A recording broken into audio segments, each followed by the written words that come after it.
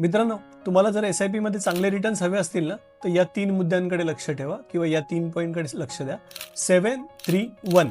7 म्हणजे तुम्हाला जी तुमची SIP आहे ती 7 वर्ष कंटिन्यू चालू ठेवायची. म्हणजे तुमचं इन्व्हेस्टमेंट 7 वर्ष असायला हवं. म्हणजे तुम्ही SIP चालू केली, त्याच्यानंतर मार्केट वर गेलं, मार्केट खाली गेलं, मार्केट साईडवाईज राहिलं किंवा मार्केटमध्ये वॉर झालं किंवा रिसेशन आलं, मंदी आली, काहीही झालं तरी आपण आपली इन्व्हेस्टमेंटमध्ये सातत्य ठेवायचंय. 7 वर्ष आपण आपली SIP न बंद करता चालू ठेवायची. पॉईंट नंबर 2 म्हणजे मुद्दा 3 म्हणजे तुम्हाला या 3 फंडमध्ये इन्व्हेस्टमेंट करायची आहे. पहिला आहे फ्लेक्सी कॅप, दुसरा आहे मिड कॅप आणि तिसरा आहे स्मॉल कॅप. या तिन्ही फंड थोडेसे ॲग्रेसिव्ह वाले फंड्स आहेत, त्यामुळे रिस्क थोडी जास्त आहे. पण आपण इन्व्हेस्टमेंट जी आहे ती लॉंग पिरियडसाठी करतोय, 7 वर्षासाठी करतोय. त्यामुळे तुमची जी रिस्क आहे ती डायल्यूट होते.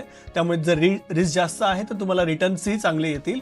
त्यामुळे जर तुम्ही सातत्य ठेवलं तर तुम्हाला याच्यातून चांगले रिटर्न्स येतील. शेवटचा मुद्दा पॉईंट नंबर 1 म्हणजे 7-3-1 मधला 1. तर 1 म्हणजे तुम्हाला तुमची जी SIP आहे ते जसं तुमचं इन्कम वाढत आहे तसं प्रत्येक वर्षी SIP स्टेप अप करायची आहे. त्यामुळे तुमचं जसं इन्कम वाढेल तसं तुम्हाला तुमची इन्व्हेस्टमेंट वाढवायची आहे, जेणेकरून तुम्हाला 7 वर्षानंतर SIP मधून चांगले रिटर्न्स येतील.